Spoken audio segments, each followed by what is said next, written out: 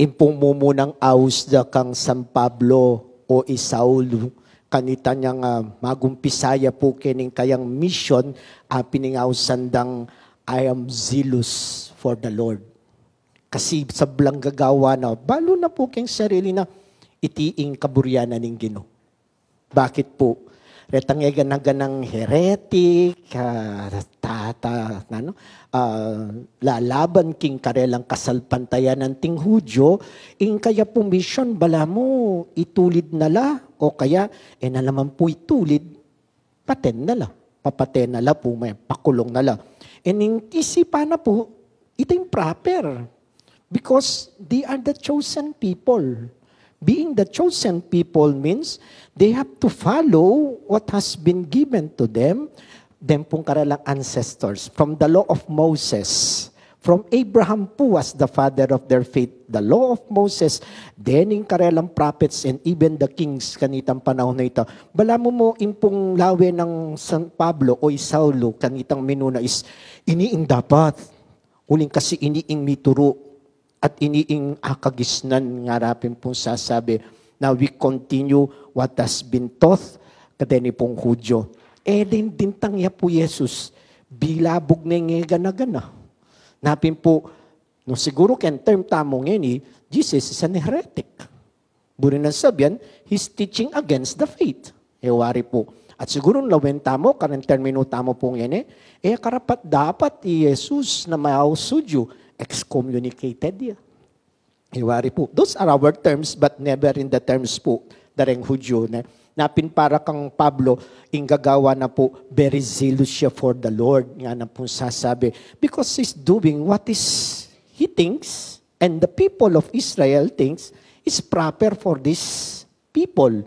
Baliyo po nang inaus da kareng minunang Kristiyano, even before being called the Christians, binasa niya po nandin chin-chin kay katamo.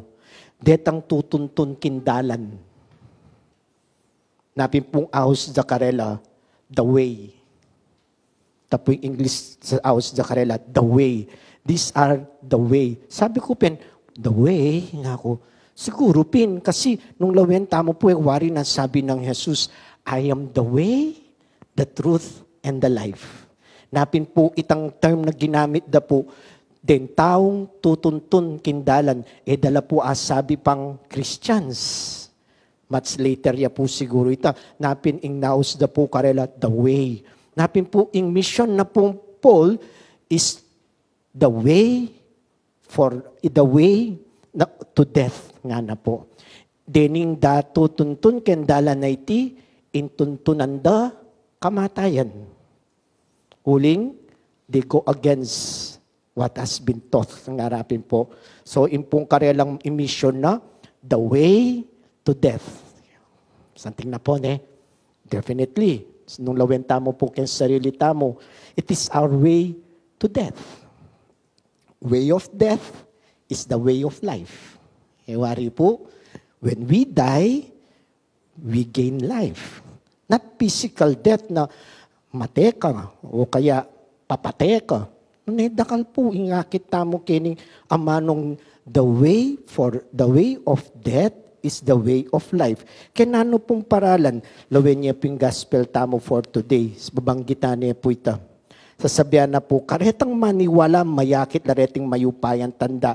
King lagyu ko, makapaluwalan demonyo, makapanabilang aliwang tao, aliwang amano, ang yang talandoreng obigan o minum lang ang lason, numano balang, nga na pong sasabi. So potang lawen tayo po, is the way of death, is the way of life, puri na sabihan, kamigagana ka.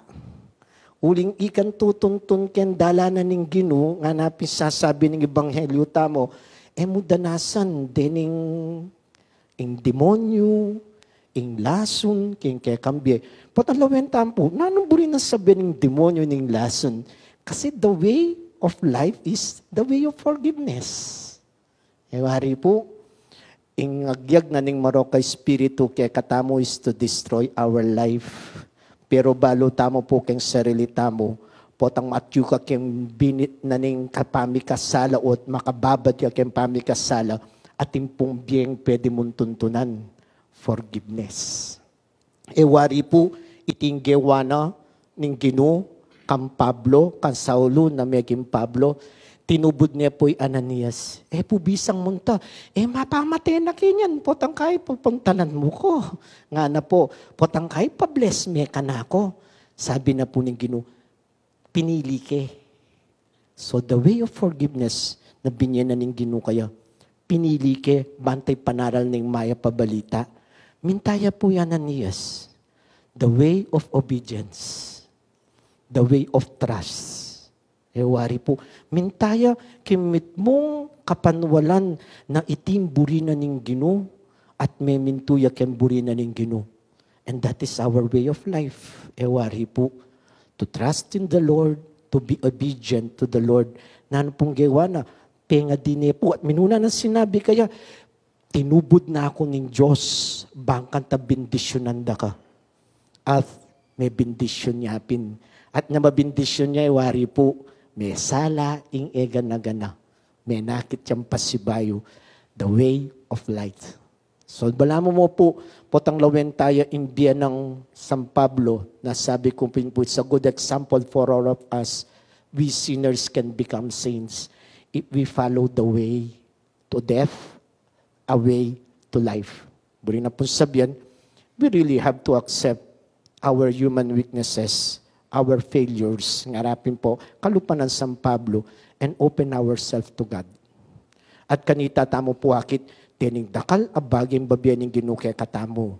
Biye, kapatawaran, kapamintuan, tiwala, ngarapin po. Potang at kay katamo iti, at tamo paboren, mangay na iti kimbiye, ngarapin po, then will become the gospel, the living gospel of God.